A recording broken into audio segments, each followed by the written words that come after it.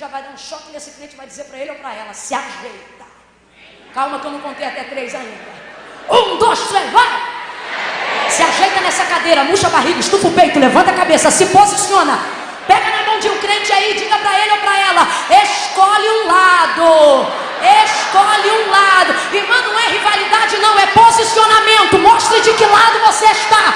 Mostre o que você defende. Propague a razão de sua fé. Amém? Amém? Amém? Amém? Amém? Quem pode dar um amém? Oh, glória a Deus, aleluia. Atos 9.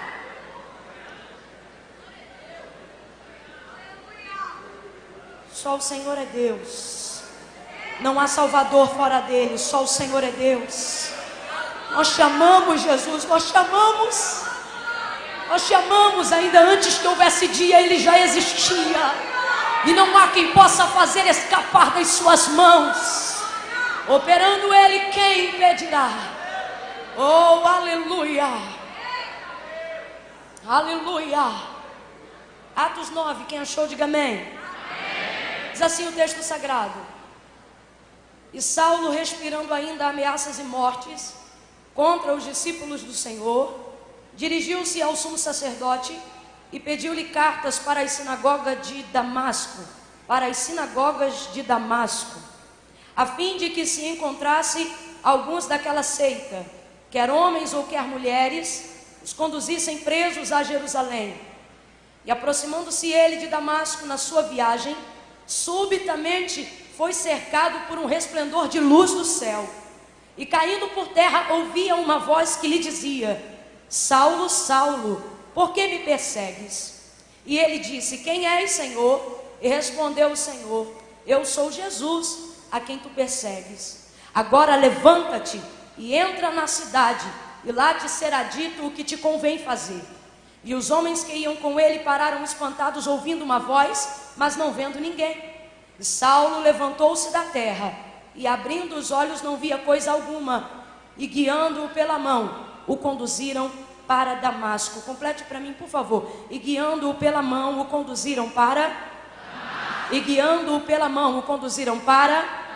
Volta lá no verso 2, dá uma olhada comigo. Pediu-lhe cartas para as sinagogas de... Pediu-lhe cartas para as sinagogas de... Isso, aí lá de novo no 8. E guiado pela mão, o conduziram para...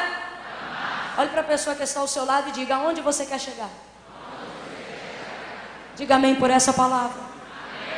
Oh, aleluia. Dê graças a Deus pela exposição da sua santa palavra. Glória a Deus, graças a Deus. A narrativa de Atos capítulo 9, onde nós acabamos de fazer menção, ela é extremamente conhecida. Fala sobre o momento da conversão de Saulo, quando ele se dirigia pelo caminho de Damasco. A epígrafe até de algumas bíblias, epígrafe do texto, já vai até dizer a conversão de Saulo no caminho de Damasco. O caminho de Damasco foi o lugar que Saulo escolheu, depois da morte de Estevão, para se dirigir até lá, haja vista que estava havendo uma propagação do evangelho naquele lugar, de uma maneira onde os discípulos do Senhor eram extremamente cheios do Espírito Santo. E você sabe que nesta ocasião, Saulo era perseguidor da igreja. Ele não perseguia a igreja de maneira gratuita. Ele perseguia a igreja do mesmo jeito que muitas pessoas se comportam à avessa ou contrário à igreja, por na verdade não compreenderem a razão da fé da igreja. Não são pessoas que estão seguindo ou perseguindo apenas porque querem perseguir de maneira gratuita, mas são pessoas que estão fazendo a coisa errada na crença de que estão fazendo a coisa certa. Paulo não era uma pessoa má gratuitamente. Não, ele era um homem letrado, poliglota, conhecedor, pluralizado no que tange ao sentido cultural. Então ele não é um cabeça torta, mas servindo a Roma, ele acreditava piamente que a igreja que hoje nós servimos não passava de uma seita que havia sido fundamentada em cima de um Jesus que dizia ser o Cristo, mas que na concepção dele, de Roma e dos sumos sacerdotes que promoveram a crucificação de Jesus, era apenas um charlatão, mais um sem vergonha. Inclusive Saulo, sem perceber, vai quebrar um princípio bíblico de liderança. Saulo esteve aproximadamente 14 anos aos pés de Gamaliel para aprender o conhecimento, a letra e a maestria da sabedoria. E o próprio Gamaliel, e agora eu já estou falando da fundamentação da igreja primitiva, ao ver Pedro ser preso e estar diante do sinédrio para responder o porquê que estava falando o que falava, anunciando ser Jesus o Cristo, vai ser, em dado momento, confrontado para que fosse morto. E vão tentar fazer com ele um acordo, dizendo, olha, faz o seguinte, porque o povo amava Pedro e a massa estava com ele. Eles disseram o seguinte, não vamos matá-lo agora, porque senão o povo vai se virar contra nós. Então vamos fazer com ele um acordo. A gente diz para ele que libera ele, se a partir de hoje ele nunca mais professar palavra dizendo que Jesus é o Cristo. E se ele combinar, a gente libera ele. E aí o povo está lá esperando e o pessoal já está com expectativa de morte. Aí Pedro vai dizer uma palavra maravilhosa. Ele vai dizer, porque me importa primeiro obedecer a Deus e depois, se der, aos homens. O que ele está dizendo é, quer prender, prende, quer matar, mata. Agora deixar de dizer que Jesus Cristo é o Senhor, eu não vou deixar de dizer. Quando o pessoal se amotina ao redor de Pedro, Gamaliel vai ter a palavra diante do povo. E através de sua palavra, ele vai receber a sua primeira liberação. Quando todos estão presentes, a fim de querer fazer mal a Pedro, Gamaliel faz uso da palavra. Quem é Gamaliel? Este mesmo que foi mestre precursor de Saulo. Vai abrir a boca e vai dizer, varões e varoas, varões e irmãos meus, perdão, a expressão é essa. Olhai para este homem e dá de mão a estes homens. Porque se eles estão como Cefas, que foi um charlatão na ocasião, alguém que tentou levantar um movimento, mas que não deu certo, essa obra começa hoje e não termina amanhã. Palavras de Gamaliel. Ele diz, agora dai de mão a esses homens, porque se essa obra for de Deus, para que vocês não se vejam lutando contra a mão de Deus. E foi liberado e saiu dali. Agora você vê, quem estava acima de Paulo reconhecia que havia grande chance dessa obra não ser de homens, mas de que essa obra fosse de Deus. Paulo vai ignorar isso de maneira completa e vai dar continuidade, dando obediência a Roma, perseguindo todos os judeus e gentis e gentílicas que professavam ser Jesus o Cristo. Ele vai estar diante de Estevão, vai dar o consentimento da sua morte, sem que ele viva um julgamento digno, diante de falsas testemunhas, e todos aqueles que apedrejam Estevão vão tirar as suas vestes, vão dar aos pés de Saulo, porque eles sabiam que como autoridade romana, ele poderia ter impedido o massacre do julgamento de Estevão, mas não impediu. O texto diz que ele consentiu em sua morte. Paulo está focado, Saulo está focado, porque ele acredita que isto é uma seita. Ele acredita que este Jesus é um charlatão e ele está diligentemente empenhado em acabar. Aí o texto diz que ele chega para o sumo sacerdote e pede cartas de autorização para ir a Damasco. Completa para mim que eu quero ver se você está acordado desde as 6 aqui, só Jesus. Completa para mim, pediu cartas para ir a? Cartas para ir a? Esse povo é crente mesmo. Pediu cartas para ir a Damasco. E o texto vai dizer, a fim de capturar alguns daquela seita, quer homens ou quer mulheres, os conduzisse presos a Jerusalém. Ananias já estava lá, e não era só Ananias, havia muitos outros varões cheios do Espírito Santo. E o texto diz que a igreja orava todo dia. Oh glória a Deus, a igreja orava? A igreja orava? Ele está indo para um lugar onde a igreja ora todo dia. Aleluia, aleluia. Os crentes de oração já começaram a aparecer. Ele pede cartas, vai até lá, e quando vai chegando na proximidade da entrada da porta de Damasco, Paulo vai viver a maior de todas as experiências da sua vida. Abra comigo a sua boca e diga experiência. Não, esquece um pouquinho que você é goiano, vem comigo no carioquês e diga experiência. Experiência. O que é experiência? A gente lida a experiência como se fosse apenas uma questão sobrenatural. Mas no dicionário, você vai ver por uma visão lógica. Quando você vai observar a palavra experiência no dicionário, você vai ver que o significado de experiência significa isso aqui, ó. Chegar ao conhecimento. Depois você chega em casa, ou quando o culto acabar, você entra no Google, no Aurélio, seja onde for, no Micaelis, e você vai ver que eu não estou forçando a barra, não. Procura a palavra experiência. Sabe o que vai estar escrito lá? Chegar ao conhecimento de algo que não se sabia por intermédio de todos os sentidos do corpo. Sentidos, não é sentimentos, não, é sentidos. Está falando de sentidos físicos. Está falando de alguém que chegou ao conhecimento. Conhecimento fala da área intelectual. Conhecimento fala do verbo. O verbo não é expressado em carne, a não ser em Jesus. O verbo fala de palavra, fala de luz, de conhecimento, de entendimento. Aí olha o que o texto, olha o que o significado vai dizer. Que experiência é chegar ao conhecimento de algo que não se sabia por intermédio de todos os sentidos do corpo. Visão, tato, paladar, olfato, tudo envolvido. Aí o texto diz que quando ele vai entrando no caminho da entrada da porta de Damasco, subitamente ele foi cercado por um forte resplendor de luz. Você sabe que luz na Bíblia aponta para a sua palavra.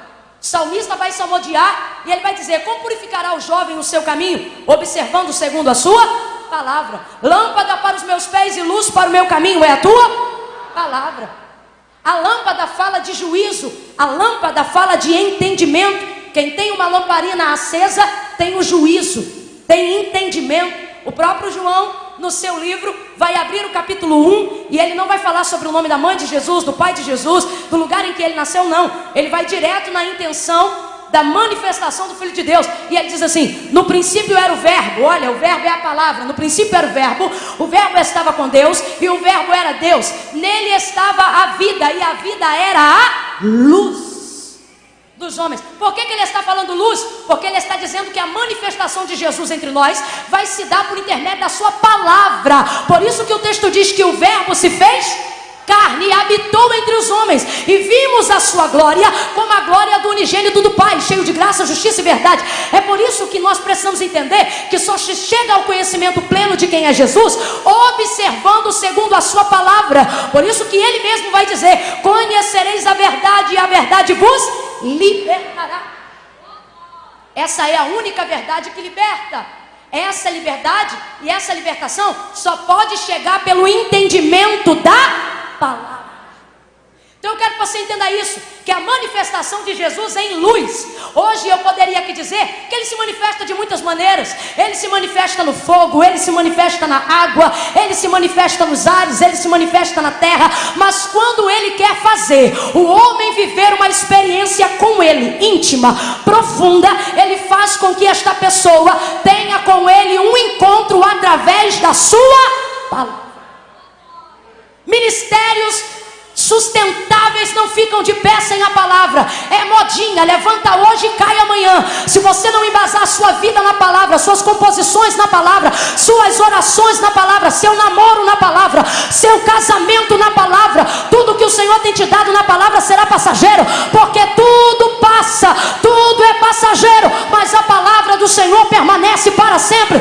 É por isso que nós temos visto tantas experiências fugazes, tantas experiências superficiais, tantas experiências efêmeras. Vem para a igreja, chora um pouquinho, lá fora já está na balada de novo. Volta para a igreja no culto de domingo, se arrepende um pouquinho. Quando chega aqui dentro, chora, desidrata, é quebrantado. Na terça-feira vai beijar na boca de 4 de novo. Aí quarta-feira volta na oração. Aí chega para cá, adora mais um pouco, gosta dos louvores, canta música, abaixa a cabeça, se curva em oração. Aí quando é sábado, vai para a balada do barzinho de novo. Por que a sua vida não se sustenta? Porque você está pensando que fé é emocional, você está pensando que culto é sensação. O Senhor está dizendo: você precisa ter uma experiência comigo na palavra, você precisa se encontrar comigo na palavra. Pega na mão dessa mulher, dessa irmã, desse jovem de Deus, segura a mão do vizinho, vai. Não faça disso um momento esquisito, não. Faça isso não porque eu estou pedindo, faça isso porque você é um instrumento vivo. Segura a mão da pessoa que está ao seu lado, sacode ela com carinho e diga: é na palavra. Experiência, diga, experiência duradoura é na palavra. Canta a palavra, prega a palavra, ora a palavra, vibra a palavra,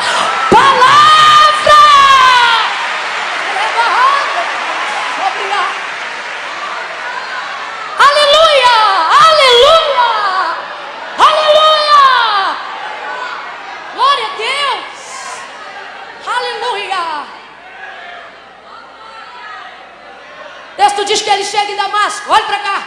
Ele chega em Damasco com a intenção errada, mas ele pensa que está chegando com a intenção certa. Quando a gente está distante da palavra, é assim mesmo. A gente não faz o errado porque quer fazer o errado. A gente faz o errado porque a gente julga que o errado, de alguma maneira, é certo. Parece com a gente ou não parece quando nos falta o entendimento, o discernimento da palavra? Então Paulo não é muito diferente da transformação que nós vivemos, mas há algumas coisas aqui na vida dele que a gente precisa relembrar para a nossa vida hoje aqui. Essa experiência só pode ser completa. Quando eu digo completa, eu quero dizer envolvendo todos os sentidos, tato, visão, paladar, tudo. Não é o significado da experiência, não é esse? Chegar ao conhecimento de algo que não se sabia com todos os sentidos. Então é corpo, alma, espírito, é tudo. Me lembra dele falando com a mulher samaritana em João 4, aonde ela diz, no templo ou no monte?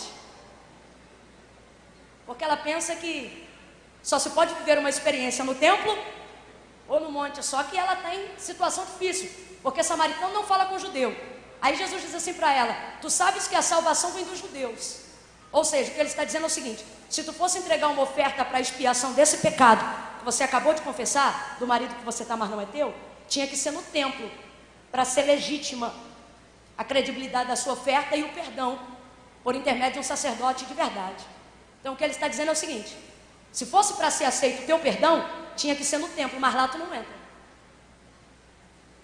Samaritano não pode pisar no templo, mas nunca, porque eles perverteram a liturgia e criaram altares no monte, porque tem gente que cria veículos de adoração dessa maneira. Quando não consegue entrar no formato da adoração que Deus quer, ele cria um lugar de adoração, para que ele possa adorar segundo os seus princípios. Os samaritanos têm um altar a Deus, Jeová, no monte, só que eles também têm do lado um altar a Baal, um altar a Moloque, e por isso Deus não se manifesta no monte aos samaritanos. Aí ela diz, aonde se deve adorar, no templo ou no monte? Aí Jesus diz para ela, nem no templo nem no monte. O que ele está dizendo é o seguinte, no templo você não entra, no monte Deus não recebe, vai fazer o quê? Aí Jesus diz, mas a hora chegou, já veio, fala contigo. Fala contigo.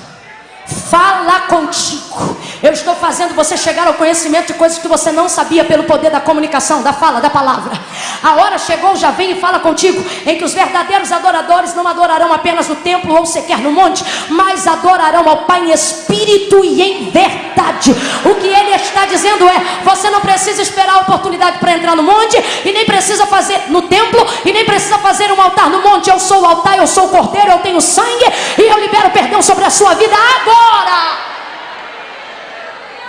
Eu não consigo chamar a samaritana de cara, de errada, porque na maioria das vezes é assim.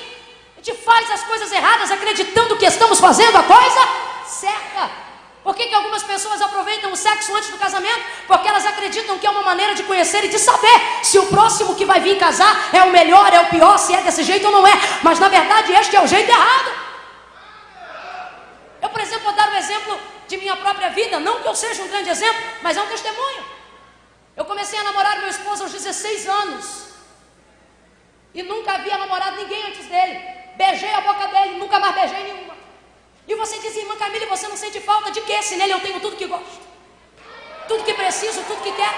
Meu primeiro namorado, meu primeiro noivo e meu único casamento. Não, eu não estou te julgando, mas eu vim abrir seus olhos para dizer que talvez por estar distante de uma experiência verdadeira com Jesus, você está fazendo as coisas erradas. Não é porque você é sem vergonha, não é porque você é vacilão, é simplesmente porque você acredita que esse é o jeito certo, mas não é. Não é. Esse jeito é cansativo, esse jeito traz sangue, esse jeito traz dor, esse jeito te conduz a um ciclo de depressão. Um dia está bem, outro dia está mal. Esse jeito te faz oscilar. Esse jeito te faz ver pessoas serem cheias do Espírito Santo e faz você ficar aqui se perguntando, por que eu não prego assim? Por que eu não canto assim? Por que eu não falo assim?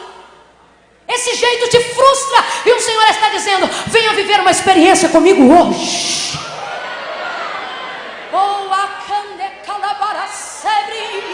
É tempo de experiência. Você vai parar de pegar o microfone para falar sobre as histórias dos outros e vai começar a contar o que acontece no seu quarto de porta fechada.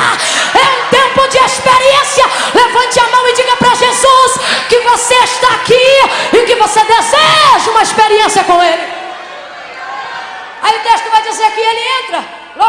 chegando, vamos aqui voltar. Ele queria ir a Damasco, completa para mim, ele queria ir a Damasco, é o destino dele. Eu quero ir a Damasco. Porque antes de viver uma experiência com Jesus, todo mundo aqui tem um plano para si mesmo. Sim ou não? Sim ou não? Primeiro eu vou fazer faculdade. Não, eu vou primeiro casar. Depois eu faço a obra de Deus.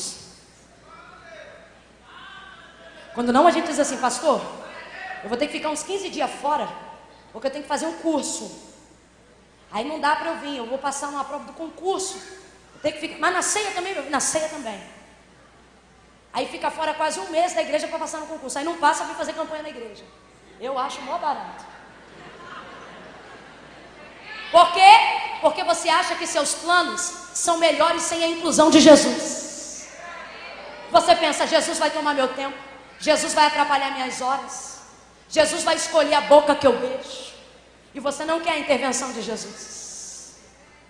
Então você pensa, primeiro eu vou chegar aonde eu quero, e quando eu chegar lá, eu me rendo a Jesus. Primeiro eu vou chegar lá, e depois que eu chegar onde eu quero, eu deixo o pastor me consagrar. Primeiro eu vou chegar lá, e depois que eu estiver onde eu quero, eu ajudo na liderança da Almadeus. Primeiro eu vou chegar lá, e depois que eu chegar lá, aí eles podem contar com a minha ajuda no Conectados. Jesus vai te fazer uma surpresa. Jesus vai entrar no teu caminho. Jesus vai interromper os teus planinhos. Porque eu sei que pensamentos tenho de vós, diz o Senhor. Pensamentos de paz e não de mal, para vos dar o fim que desejais. O que Jesus está dizendo? Eu te faço chegar aonde você quer, mas você só chega lá do jeito que eu quero. Oh, aleluia! Pega na mão desse crente novo. Vamos reproduzir a pergunta do início e diga aonde você quer chegar. Não solta a mão dele não, continua segurando. Eu não sei, talvez você quer chegar na vida pública, carreira política, não é pecado não. Quisera que estejam lá os catedráticos, os crentes e todos os sábios da fé. Aonde você quer chegar? Numa graduação, no mestrado? Você quer ter a honra de ser chamado de doutor, de doutora? Maravilha! Aonde você quer chegar? Num casamento bem sucedido? Você quer chegar aonde? Num ministério profícuo, próspero? O que você quer ser? Um empresário de que ramo? Qual é a área que você quer trabalhar? Em que você quer ganhar dinheiro? Satanás tem dito isso para você. Não vai não. Não chega perto de Jesus não. Porque Jesus vai atrapalhar teus planos. Jesus vai destruir isso. Isso é sofisma. O que é sofisma? Satanás trabalha com sofisma. O que é um sofisma? É uma mentira que contém mais verdades do que mentira. É um jeito dele te enganar. Mas se uma verdade tiver uma mentira, ela não é uma verdade, ela sempre será uma. O nome disso é sofismo. Ele diz o seguinte para você: não se rende agora não, tu tá muito nova, tu vai perder as coisas, não vai, volta para Jesus agora não, tu ainda nem terminou de ver a programação do Rock in Rio, não, quando acabar você se orienta, só que Jesus te trouxe hoje aqui, e o que ele está dizendo é o seguinte: o que você quer? Onde é que você quer chegar que você não chegou? O que é que você quer ser que você ainda não foi? Ele está dizendo: eu te faço chegar lá, só tem um acordo, você chega onde quer, mas é do jeito que eu quero. Pega na mão desse crente, sacode ele e diz para ele que você chega, sacode ele e diz: você vai chegar, mas é do jeito de Jesus, é na hora de Jesus, é no querer de Jesus, é na vontade de Jesus. Aleluia! Glória!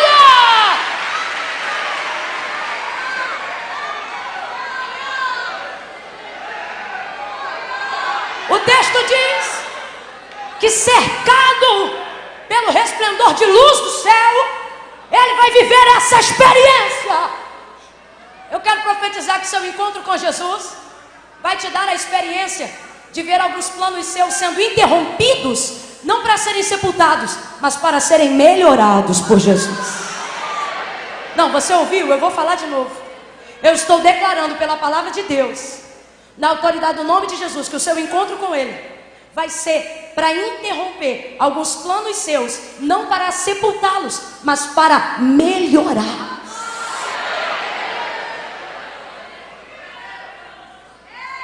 Redobre a sua atenção que eu vou ditar agora rapidinho. Cercado pelo resplendor de luz, o texto diz que ele vai ao chão. E vez ou outra, a gente sem perceber agride o texto. Eu já fiz muito isso também. A gente ora canta, ora prega, que ele foi derrubado, que ele caiu do cavalo. Não é? Se for pentecostal, então a gente monta até a cena. Porque o Senhor fez ele comer poeira.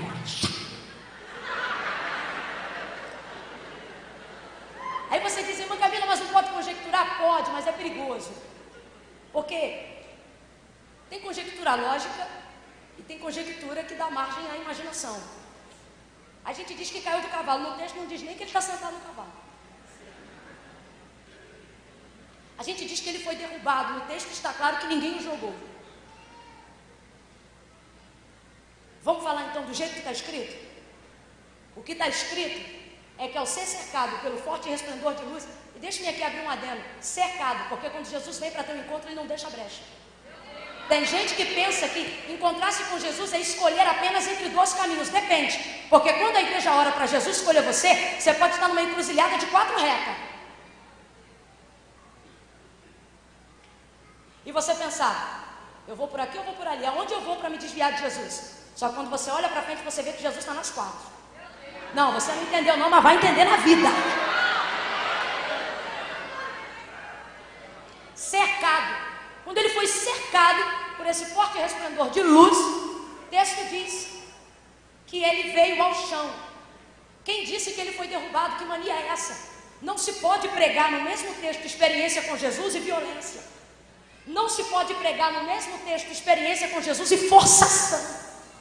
Não se pode pregar no mesmo texto experiência com Jesus e ser derrubado. Porque experiência com Jesus não é por força. Como é que é? Mateus, capítulo 16, verso 24. Se alguém quiser vir após mim. Se alguém quiser. Aí você está dizendo, irmã Camila, mas o homem está com a boca na poeira. Lê o texto direito. Principalmente se você for ler o Novo Testamento no grego. Sabe o que você vai perceber? Que o termo para falar da descida de Saulo no encontro com Jesus no caminho de Damasco é o mesmo termo utilizado em Lucas capítulo 10, versículo 41 e 42, quando fala sobre a Maria ajoelhada, prostrada quando Jesus entrou na casa de Marta. Que texto é esse? Na verdade não é caiu, é quedava-se. Ou seja, quedava-se, não é cair, é descer depressa. Só que quando isso é transliterado para o português, a gente não vai escrever descer depressa, porque não tem como pegar uma palavra e ramificar em duas para transliterar um texto. Seria um equívoco, ou no mínimo não seria usual. Então, para poder determinar descer depressa, eles não colocaram quedava-se, como está em Lucas 10, mas aqui eles colocaram cair. O que é cair aqui? Descer depressa, quedava-se. Aí você diz, irmã Camila, não está forçando o texto não? Pelo amor de Deus, não precisa forçar. Olha isso, quem cai, cai com o cotovelo para um lado, perna para o outro. Quem cai, cai catando cavaco. Nunca caiu na rua não, meu filho? Ninguém cai de joelho, mão espalmada e boca no pó não. O que isso significa? Significa que cercado pelo resplendor de luz, ele desceu depressa. Aí você está dizendo, mas como assim? Não entendeu? Ele acabou de viver uma experiência. Completa para mim. Ele acabou de viver uma? Ele acabou de viver uma?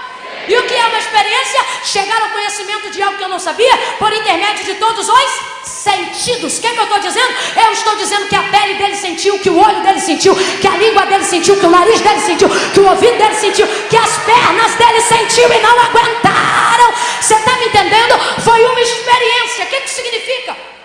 Diante do que a gente ouve e dependendo do que a gente vê, o nosso corpo não aguenta. Sim ou não? Sim ou não? Tem gente que não pode ver atropelamento, fica travado na hora. Eu tenho uma conhecida que quando o filho dela sumia, ela não conseguia andar. Quando ela andava, a perna falhava. Diante de uma notícia. Tem morte que você não pode contar dependendo de quem vai ouvir, não é?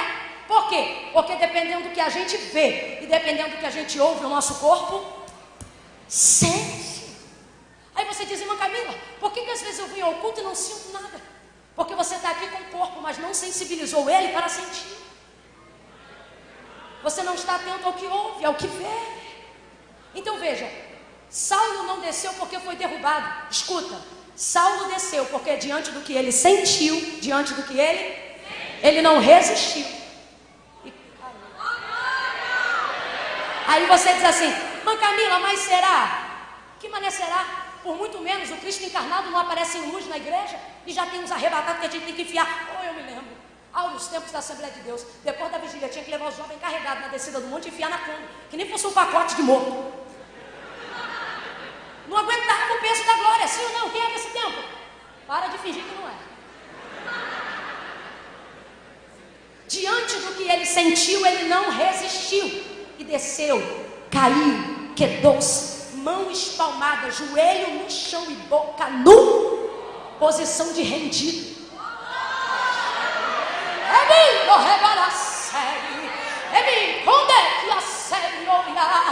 Oh meu Deus, eu estou falando de um soldado guerreiro, eu estou falando de um cabra valente, eu estou falando de alguém que viu Estevão ser apedrejado até a morte e se alegrou com tão feito. Aí eu não entendo, eu tenho que falar. Você chega aqui, ouve, vê, vive debaixo da revelação do Evangelho da Graça. Você não é que nem Saulo, você não tira sangue dos outros, você não leva ninguém preso. Mas eu fico me perguntando, como é que Saulo sente o que sentiu sendo quem era, e você sendo quem era não derrama uma lágrima no culto, não traz um lenço para a igreja? Por que não, irmã Camila? Diz, irmã, eu sou tão boa que dou a roupa do corpo para o outro. Aí eu procuro ser tão generoso que eu tiro da minha despensa e dou para o outro. Só que você não é fiel ao que você sente diante de Deus. O cabra era ruim, meu irmão. Torturava com gosto de sangue na boca. O texto diz que as mulheres, se preciso for, ele pegava pelos cabelos. Mas diante do que ele sentiu, ele não resistiu. Está entendendo? O Senhor está dizendo,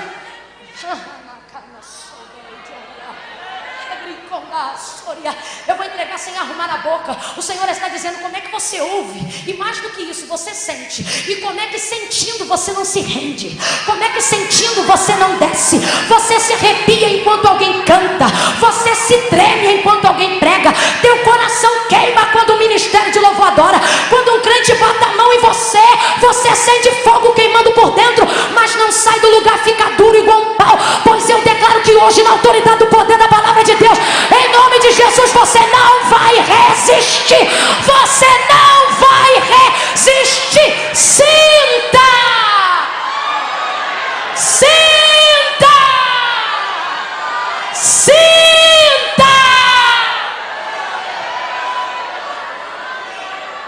Sinta! Deixa ele tocar. Sinta! Pula! Dança! Roda, grita, sinta, desça, quebranta, se rende, sinta. Mas você diz, eu preciso entender por que ele roda, eu preciso entender por que ela pula, e o Senhor está dizendo, é por isso que você não se rende, porque você quer entender. Não é assim, primeiro você sente, depois eu te explico. Primeiro você sente, depois eu te falo. Primeiro você sente, depois eu te ensino. Sinta! Sinta!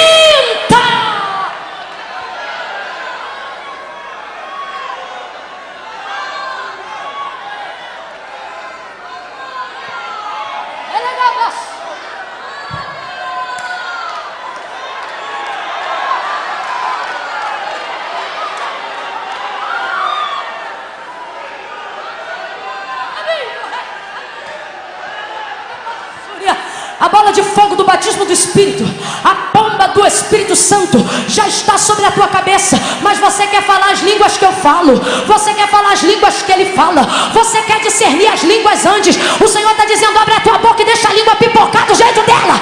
Abre a tua boca e deixa pipocar do jeito dela. Sinta, sinta, sinta,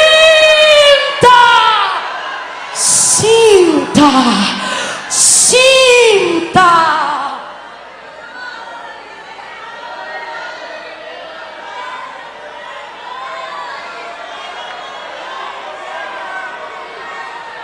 Diante do que ele sentiu. O que é isso, irmã Camila? Aí não interessa se é bom, se é ruim, se é pecador, se é santo. Só precisa ser fiel ao que sente. Não interessa se ele matou Estevão, se ele viu sangue, se ele é de tortura. O que interessa é que ele é fiel àquilo que ele... Você fica querendo entender. E foi por isso que você ainda não viveu uma experiência profunda com ele. Você quer terminar o seminário. Depois que terminar o seminário, você prega. Porque você acha que ministério é capacidade. Ministério não é capacidade, é obediência. Quando eu terminar a teologia, eu falo. Quando as aulas de canto terminarem, eu aceito as oportunidades.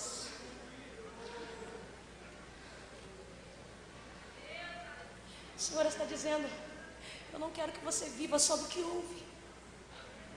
Eu quero que diante do que você ouve, você passe a viver do que você sente.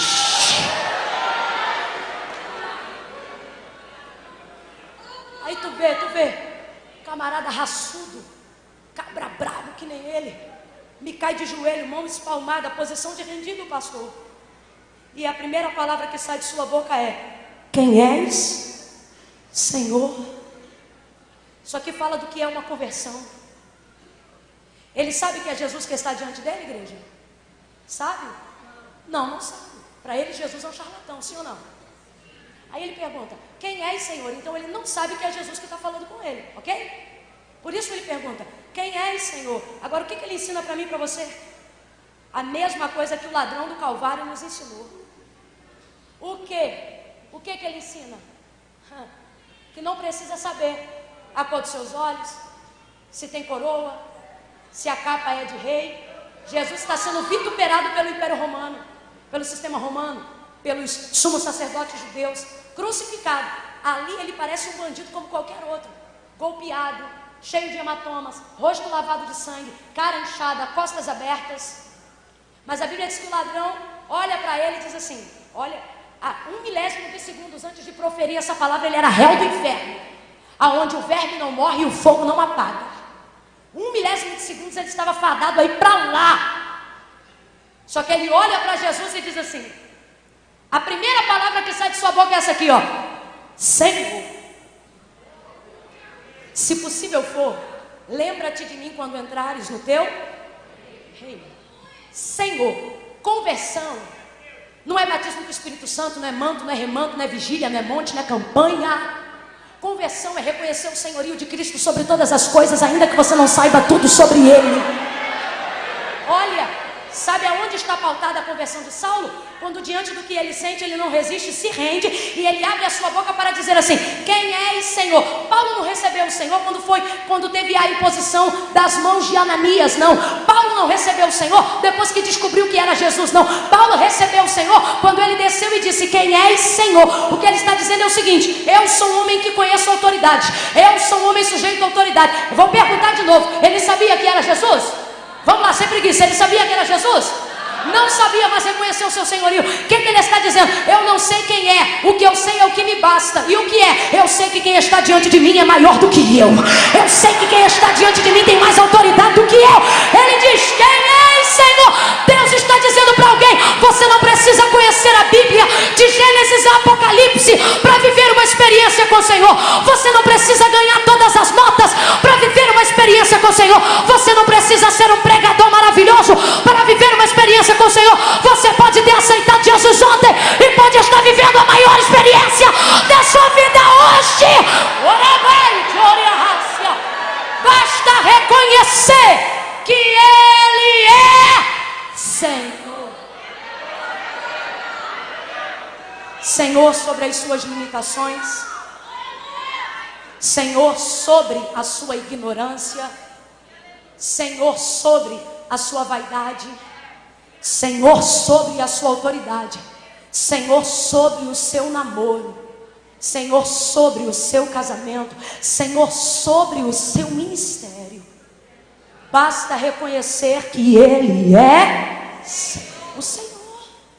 Aí Jesus diz assim: eu sou Jesus, porque sempre que você perguntar, Ele vai querer dizer. Eu sou Jesus, a quem tu... Na versão mais antiga, sem ser a tradução Revista Almeida corrigida, vai ter um acréscimo que só da Bíblia de antigamente que tem, que é no verso 5, acrescido de: duro é para ti recalcitrar contra os meus aguilhões. Nessa não tem, na sua que é mais recente também não tem, mas eu gosto desse termo poético, porque aguilhão fala de um instrumento de tortura, um ferro afiado, que era colocado em boi selvagem e escravo. Então feria no lugar, e ele era um instrumento de tortura poderoso, porque diferente de uma chicotada que ora você bate de um lado, ora o chicote pega do outro, o aguilhão não, ele é terrível porque ele fere sempre no mesmo lugar. Então pensa ter um ferro perfurando um lugar que já está furado. Pense em ter um instrumento de tortura ferindo a mesma região que já foi. Vou falar do jeito que Jesus está mandando e você vai entender sim. Mãe, eu tenho 12 anos, vai entender. Já percebeu? Como enquanto você não se rende à vontade soberana de Deus, você sempre chora as mesmas lágrimas. Você já percebeu como as suas orações queixosas são repetitivas? O que é isso? É o aguilhão. Duas coisas eu aprendi nessa vida. Primeira, fazer a vontade de Deus não é fácil não. Mas tem uma segunda que me levou a fazer a primeira.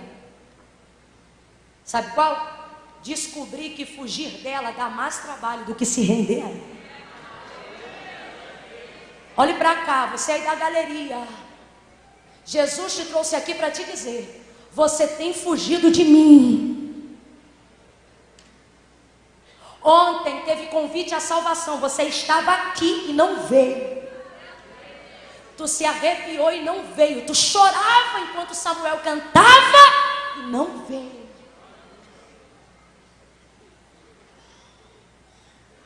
O Senhor está dizendo: você vai continuar chorando as mesmas lágrimas, as mesmas dores. Pare de conversar, olhe para cá. Pare de conversar, olhe para cá. Pare de conversar, olhe para cá. Pare de olhar para lá, olhe para cá. Escute. Ele se rende e diz: quem és, Senhor? E o Senhor responde: eu sou Jesus. Quem tem dúvidas aqui acerca da sua chamada? Hoje o Senhor está te dando liberdade e está dizendo: me pergunte o que você quiser saber. Quem aqui tem perguntas sobre o ministério que o Senhor lhe confiou? Senhor, aonde eu estarei daqui a 10 anos? Irmã Camila, mas amanhã pertence o Deus. Aí, você fala com ele por causa de quê? Irmã, mas ninguém sabe o que será do amanhã. Pera lá. O que ele disse a Jeremias? Clama a mim.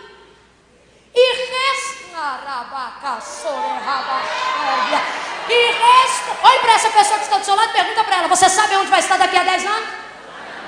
O que ela te respondeu? Que não? Olhe para ela e diz: mas deveria saber. Clama a mim e responder-te-ei, anunciar-te-ei coisas grandes e firmes que não sabes. Ele quer te falar, ele quer te contar. Pergunte para ele. Para de me procurar no final do culto para perguntar para mim. Pare de perguntar para sua mãe. Pare de fazer gabinete para perguntar ao pastor, coisa que só Deus pode te perguntar. O Senhor te trouxe aqui e falou: me encara, pergunta para mim. Não é mim não, é ele. Aí ele diz: quem és, Senhor? Eu sou Jesus a quem tu persegues. Por que Jesus respondeu? Porque ele perguntou lá de baixo. Ele se rendeu primeiro e perguntou depois. E sabe por que você ainda não descobriu o que você foi chamado para fazer? Porque você quer perguntar de pé. A gente diz assim: Senhor, fala o que o Senhor quer de mim, porque eu vou fazer o que o Senhor quiser. Só que a gente pergunta de pé. Tipo assim, de pé não é posição, de pé é comportamento. A gente diz assim: fala o que o Senhor quer para o Senhor, para eu saber o que eu faço, se eu saio do trabalho, se eu saio do curso, se eu namoro com o Pedro, ou se eu beijo o João. O Senhor está dizendo: você está beijando os dois para escolher. Se rende primeiro, sela a boca, não beija nenhum e fala comigo. Você está dizendo o seguinte: se renda de maneira que você... O que é esse eis-me aqui? O que é esse eis-me aqui que a gente prega, que a gente canta, que a gente tematiza nos congressos missionários, evangelísticos? É um eis-me aqui, assim que eu acabar. Eis-me aqui, 5 minutos e já volto. Não, ele desceu primeiro e perguntou depois. Foi por isso que Jesus respondeu. Você pergunta as coisas de pé. Senhor, o que o Senhor quer que eu faça? Eu vou fazer. Ele está dizendo, não, se tu fosse meu servo de verdade, tu descia primeiro e perguntava depois. Por quê? Porque significaria que você está rendido à minha vontade, mesmo que você ainda não saiba qual é ela. Ou seja, você vai fazer o que eu quiser que você faça. Mas não, você pergunta de pé. Mas o Senhor te trouxe hoje aqui para... Ai, ajuda esse crente, pega na mão dele. Com o maior carinho do mundo, puxa ele para baixo e diz, desce primeiro. E pergunta depois. Se rende primeiro e pergunta depois. Se entrega primeiro e entende depois. Ouve primeiro. Desce.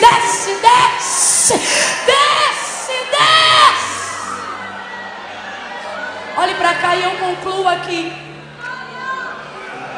Oh, aleluia! Aleluia!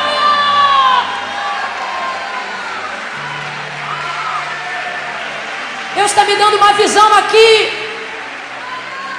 Pastor Wander, Deus me mostra o mapa do mundo, não numa visão global, esférica, mas numa visão plana, um mapa aberto, como se a cabeça de vocês fosse a mesa, está sobre vocês.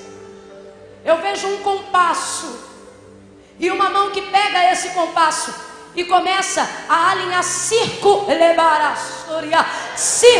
em volta do mapa. Deus está dizendo, Senhor, o que é isso? E o Senhor está dizendo, eu vim atender ao tema do propósito. Eu estou fazendo os cálculos de latitude, longitude, e estou recalculando a geografia do seu ministério, a geografia da chamada que Ele te fez. Quem deseja, reaja. Quem precisa, reaja. Quem quer que o compasso de Deus circule você no mapa, dá um salto dessa cadeira. Recalcula, Jesus, recalcula. Recalcula, Jesus, recalcula. Recalcula a rota, Jesus. Oh, aleluia, levante a mão.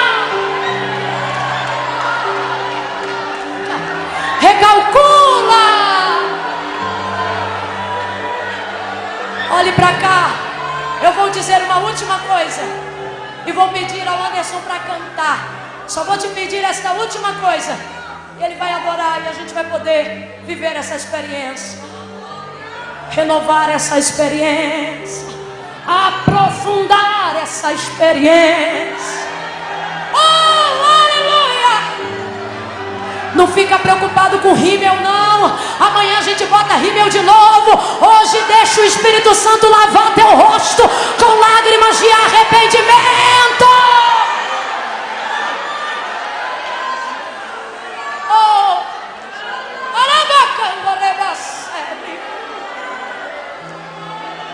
Anderson, eu não sei se você já tinha programado uma canção.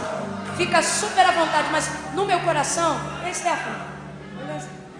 Anderson, eu queria que você, eu vou lhe dar o sinal, vou falar algo aqui, e quando eu der o sinal, eu queria muito. Eu não sei como começa a primeira estrofe. Eu sei que essa música tem um pedaço que diz assim: te dou toda a juventude que é em mim. Quero respirar de amor. Te amo com obras, com fé. Prepara ela aí. Já já a gente adora com ela para esse momento. Depois ele vai adorar mais, só para corroborar com o que Deus está falando com a gente para agora. Depois disso, depois de sua conversão, o texto diz que os varões que iam com ele, completa para mim, igreja, os varões que iam não eram com ele, apenas iam com ele.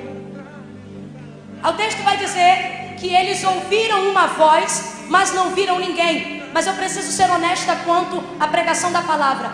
Há uma divergência textual. Em Atos 9 vai dizer que os varões que iam com ele ouviam a voz, mas não viam ninguém.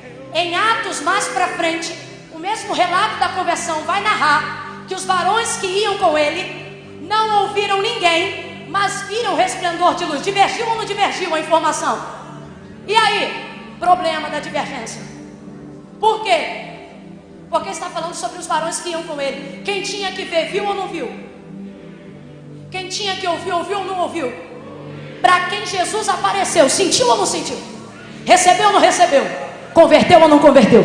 Mudou ou não mudou? Jesus está me mandando dizer para você que está me ouvindo hoje aqui: pare de medir as suas experiências com Ele baseado no que as pessoas que estão ao seu lado sentem. Eu vou falar de novo porque eu quero que você entenda. Pare de medir, pare de aferir as experiências que você tem com Ele baseado no que as pessoas que estão ao seu lado sentem. Tem gente do seu lado que vai sentir coisa que você não sentiu. Tem gente do seu lado que enquanto você está sentindo, ele não vai sentir nada. Tem gente que vai ouvir o que você ouve, mas não vai sentir o que você sente. Tem gente que não vai ver o que você vê. Jesus está dizendo: eu vim hoje aqui para aparecer para você, para falar com você, para fazer você sentir. Então se teu pai te entender, amém. Se ele não entender, amém. Se o colega do teu lado chorar, amém. Se ele não chorar, amém. Eu não vou condicionar as minhas experiências com Cristo baseado no que você sente. Se você sente, você pula. Se você sente, é você que chora. Se você sente, é você que adora. Se você sente, é você que celebra. É você e Deus. Bota a mão no peito com carinho e diga: sou eu e Ele. Isso. Está entendendo? Quem está entendendo, diga amém. Aí você para conversar na hora do culto e diz assim: fulana, tu viu isso aí que ela falou? Senti um arrepio aqui. Aí a pessoa vira do teu lado e diz: senti nada não. Ou então você está com vontade de chorar, mas acha que é o único que está chorando. Aí não chora. Pare de basear a sua experiência com Jesus baseada no que eu sinto, no que Ele sente. Não é o que eu sinto, é o que você sente. E Ele entrou em... Quem lembra? Ele entrou em... Duas verdades eu encerro. Primeiro, você entra descendo, você entra se humilhando, você entra se rendendo na presença dele, mas ele te dá uma garantia. Ele diz: quando a gente terminar de conversar, eu não te libero assim não. Porque o texto diz que Jesus olha para Saulo e diz: levanta-te. Eu vou contar de 1 a 3. Quando eu disser 3, você vai olhar no olho de alguém e vai dizer: levanta. Amém? Fala isso para pelo menos 2 pessoas. 1, 2, 3, vai! Levanta. Levanta. Porque ninguém vai sair da presença de Deus caído. Ninguém vai sair da presença de Deus fracassado. Ninguém vai sair da presença de Deus. Conta teus pecados todinho hoje. Confessa tuas mazelas. Fala para Ele que você entrou onde deveria ter entrado, que você fez o que não deveria ter feito. Chora o arrependimento de quem pecou. Confessa a tristeza de quem está triste. Mas quando o culto acabar, levanta-te, levanta-te, levanta-te, levanta-te e vai conquistar. Levanta-te e entra. Levanta-te e toma posse do que você queria conquistar. Olhe para cá, essa é a primeira. A segunda, Jesus está mandando eu dizer isso aqui para alguém. Se teu coração te condena, maior é Deus do que teu coração. Jesus está te dizendo hoje: chora as lágrimas desse pecado todo. Chora as tristezas. Fala: Pai, eu me revolvi na lama, eu entrei nesse culto sujo. Você vai chorar, vai sentir a tristeza, vai ver o arrependimento, mas vai ver o Pai te perdoando e te dizendo: levanta, agora levanta. Ele levanta, os homens pegam ele pela mão, escute, e ele não via nada, ele estava cego. Ele estava, porque para começar a viver uma experiência com Deus, você tem que parar de acreditar só no que os teus olhos veem. Aleluia! Eu quero te convidar a fechar os olhos agora enquanto eu prego. Fecha os olhos agora. Liga com o céu. O texto diz que ele se levantou e guiado pela mão, ele entrou em Damasco. Damasco era o lugar que ele queria entrar antes de conhecer Jesus. Sim ou não? Sim ou não? Você não consegue responder só porque o olho está fechado? Vamos exercitar isso. Damasco era o lugar que ele queria entrar antes de conhecer Jesus. E ele entrou ou não? Sim ou não?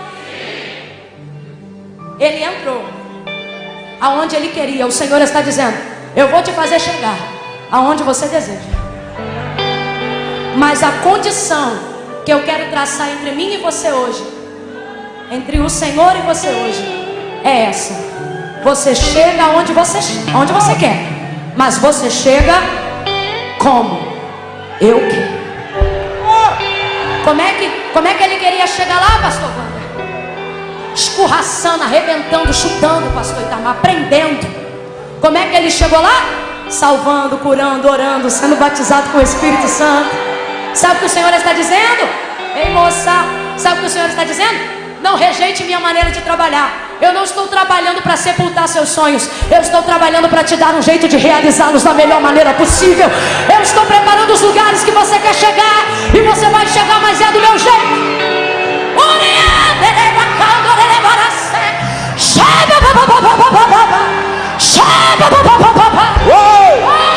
Eu vou contar de 1 a 3. No 3, quem precisa hoje voltar a Jesus, fazer uma aliança com Ele, hoje não vai ter apelo. Não vai, hoje não. Hoje vai ser convite. Porque em 1h30 só vai vir quem sentir. E ninguém vai te pegar no teu braço. Eu não quero aqui ninguém chamando ninguém aqui na frente. Ninguém. Hoje não. Eu vou contar de 1 a 3. Quando eu disser 3, quem está na galeria sabe: Jesus me achou. Não tem saída para mim. Ele me cercou. Ele me cercou hoje aqui. Ele me cercou. Ele me cercou. Ele me cercou. No 3, você vai sair do teu lugar e vai vir para o altar. Vai voltar para Jesus. Mãe Camila, eu vim hoje, mas eu estou desviado. Está desviado não. Desviado não frequenta culto. Tu é afastado e morre de saudade. Ih, tem gente que não está aguentando a contagem. Não está aguentando a contagem. Já começou a cercar. Deixa eu falar uma última coisa aqui. Sabe o que Jesus chamou Saulo? Ele disse assim, ó: Saul, Saul, no hebraico. Shaul, Shaul. Sabe o que significa Saul? Pedido foste a Deus. O que significa Saul? Você acha que a igreja primitiva, não é a igreja de hoje não. Você acha que a igreja primitiva orava pelo perseguidor? Essa igreja que acabou de ouvir a doutrina de Jesus dizendo: orai pelos que vos perseguem, amai os que vos odeiam. Você acha que essa igreja está reunindo em oração todo dia para dizer mata ele? Como é que a igreja primitiva está orando? Salva ele, pega ele, Jesus. Segura ele. É assim que a igreja ora. Aí quando Jesus chega, ó, poderia chamá-lo de Paulo. A gente conhece ele mais como Saulo ou como Paulo? Mais como Saulo ou como Paulo? Porque Paulo é seu nome romano. Ele trabalhou mais tempo em Roma do que em qualquer outra coisa. Só que Jesus, quando encontra ele, não chama Paulo. Jesus, quando encontra ele, chama ele de... Porque Paulo é seu nome em romano, Saulo é seu nome no hebraico. O que Jesus está querendo dizer é o seguinte: você trabalha para os romanos, mas eu conheço a tua origem. Shaul, Shaul. Segundo, o que ele está dizendo é o seguinte: 2 vezes, pedido foste a Deus. Jesus está chegando em Damasco para dizer: já foi pedido, eu sou do Rio de Janeiro. Eu não queria dizer isso não, mas se for para facilitar seu entendimento, eu vou falar. Final de ano, quando eles precisam fazer uma limpa em quem é traidor, X9, seja o que for, eles colocam uma lista e dizem assim: está pedido. E todo mundo sabe que quem está pedido é porque está... Perdeu, já é. Nesse dia, me parece que a oração das sinagogas de Damasco, colocaram o nome dele no centro de oração, do círculo de oração dos irmãos. Está lá, salva ele. Aí quando Jesus chega, Jesus diz assim: Shaul, Shaul. Sabe o que ele está dizendo? Já foi pedido. Eu não quero, já foi pedido. Tem jovem que está dizendo, eu não vou, e a oração da mãe está comendo no lombo. Tu vai que eu já pedi, tu vai que eu já intercedi. Então o que eu quero te dizer é o seguinte: não tenta fugir não, porque já foi pedido, você já foi pedida, ele já foi pedido. Eu conto um, prepara. Eu conto dois. Se você sabe que é você, se você sabe que é você, não espera. Descolhe esse pé do chão, desce